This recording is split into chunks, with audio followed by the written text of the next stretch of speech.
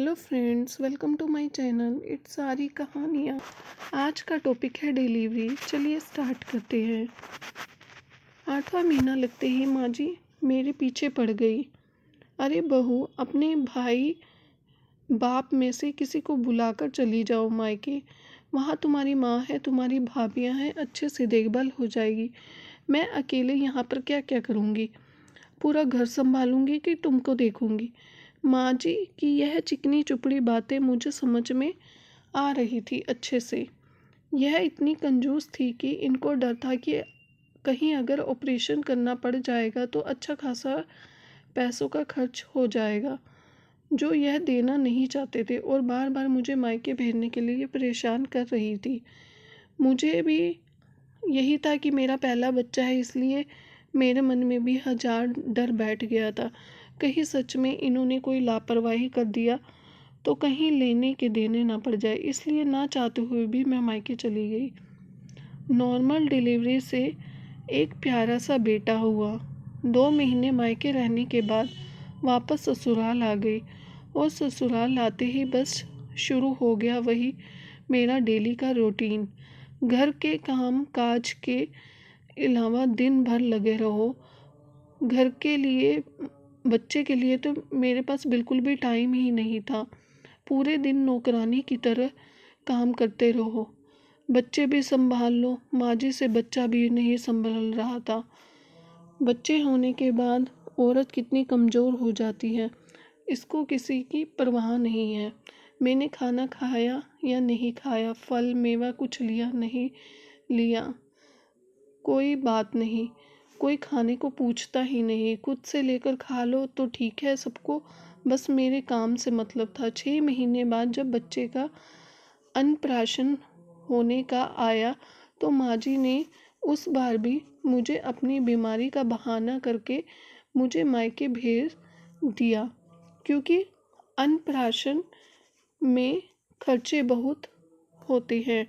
पूरे गांव मोहल्ले को बुलाना पड़ता है, सबको खाना खिलाना पड़ता है, पूरे रिश्तेदार आते हैं। धूमधाम से अन्नप्राशन की रस्म होती है और माँ जी इस रस्म से बचने के लिए, खर्चे से बचने के लिए मुझे मायके भेज देती है। जिस दिन मायके में अन्नप्राशन था उस दिन ससुराल से कोई भी नहीं आया। मुझे यह बात खल गई। मैं अकेले में बैठ खूब रोई। तभी मम्मी आई, कहती है बेटा, अगर तेरे परिवार वाले तेरा और तेरे बच्चे का खर्च नहीं उठा पाए तो कोई बात नहीं, हम तो है ही, तुम चिंता मत करो। लेकिन हम भी जब तक है तब तक ठीक है, इसके बाद सोचा है तुमने बेटा? मैं तो कहूँगी कि ऐसे बेचारी बनने से अच्छा है अपने हक के लिए लड़ना सीखो। तुम्हारे ससुराल वालों की धीरे धीरे आदत बनती जा रही है। जब तक तुम अच्छी खासी हो उनके घर नौकरानी की तरह काम करो, और जैसे ही पैसे खर्च करने की बात आती है वह तुरंत मायके भेज देते हैं। ऐसे तुम उस घर के लिए बस एक काम वाली बाई बनकर रह जाओगी, और मैं नहीं चाहती कि मेरी बेटी एक काम वाली बाई बनकर रहे। तुम्हें उस घर की नौकरानी नहीं, उस घर की बहू बनना है। तुम्हें अपनी जगह खुद बनानी है। माँ की बात भी सही थी। अगर ऐसा ही चलता रहो तो फिर मेरी इस घर में कोई भी अहमियत नहीं रह जाएगी। काम करने के लिए हर चीज़ की जिम्मेदारी मेरे ऊपर है, और जहाँ 2 पैसे खर्च की बात आती है वहाँ मुझे मायके भेज दिया जाता है। मैंने माँ से कहा, माँ आप चिंता मत करिए, मैं पूरी कोशिश करूँगी दोबारा मेरे साथ कोई ऐसी नौबत ही ना आए। कुछ दिनों बाद मैं अपने ससुराल वापस आ गई। धीरे धीरे करके मेरा बेटा भी 1 साल को होने को आ गया। इस बार मैंने मन ही मन में ठान लिया, चाहे कुछ भी हो जाए, मैं उसका बर्थडे मनाने किसी भी कीमत पर मायके नहीं जाऊंगी, चाहे उसके लिए मुझे महाभारत ही क्यों ना करनी पड़े। बेटे का जन्मदिन जैसे ही पास आया वैसे ही माँ जी बात बात पर मुझे मायके जाने की बात बोलती रही।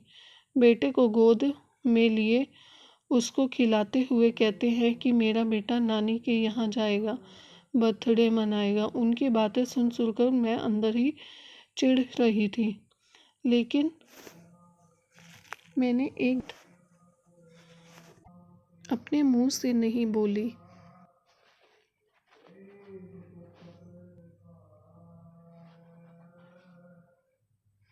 कि मायके जाऊंगी या नहीं जाऊंगी, मैं कुछ नहीं बोली। एक दिन गांव की कुछ औरतें घर आती हैं। मैं उनके लिए किचन में चाय बना रही थी। माँ जी बेटे के साथ बच्चों को गोद में लेकर उनके साथ बैठे बातें कर रही थी कि तभी काकी ने कहा, शकुंतला देखते देखते तुम्हारा पोता 1 साल का हो गया। कितने दिन रह गए इसके जन्मदिन में। माँ जी ने जो जवाब दिया उसे सुनकर तो मैं एकदम से हैरान हो गई। माँ जी ने कहा, हाँ जीजी, अगले हफ्ते ही मेरा पोता 1 साल का हो जाएगा। लेकिन क्या करें, मन तो बहुत है कि धूमधाम से इसका जन्मदिन मनाऊं, पूरे गांव को बुलाऊं, पूजा पाठ कराऊं, खाना पीना करूं। लेकिन इसकी नानी पीछे पड़ी है कि मेरे नाती का पहला बर्थडे उन्हीं के पास मनेगा।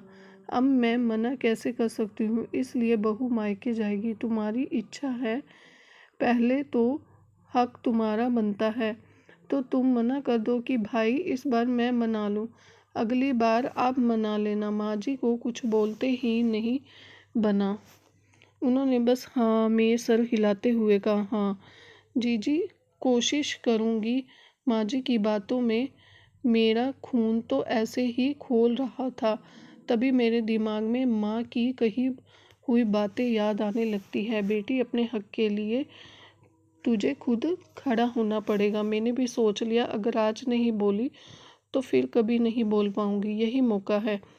लगे हाथ मैं भी अपनी बात बोल देती हूँ। मन ही मन अपने आप को पूरी तरह से तैयार करके चाय ले जाकर काकी को दिया और चाय पकड़ते हुए जैसे ही खड़ी हुई, काकी ने कहा, बहू तुम क्यों बार बार अपने मायके चली जाती हो? बताओ, तुम्हारी सास का इतना मन रहता है पोते की खुशी मनाने का, उसका जन्मदिन मनाने का। तुम्हारी माँ की जिद के आगे यह वह बेचारी अपनी खुशी भी नहीं मना पाती है।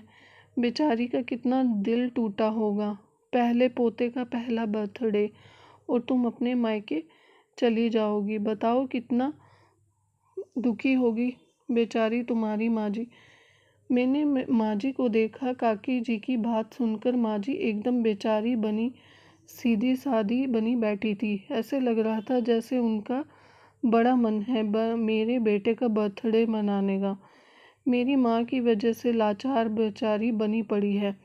मैंने कहा, काकी ऐसी कोई बात नहीं है। अगर माँ जी का इतना मन है बर्थडे मनाने का तो आपको माँ जी की ओर से, हमारे पूरे परिवार की ओर से आपको पहला बुलावा ही मिलेगा। आप अपने पूरे परिवार के साथ बर्थडे के दिन जरूर आइएगा।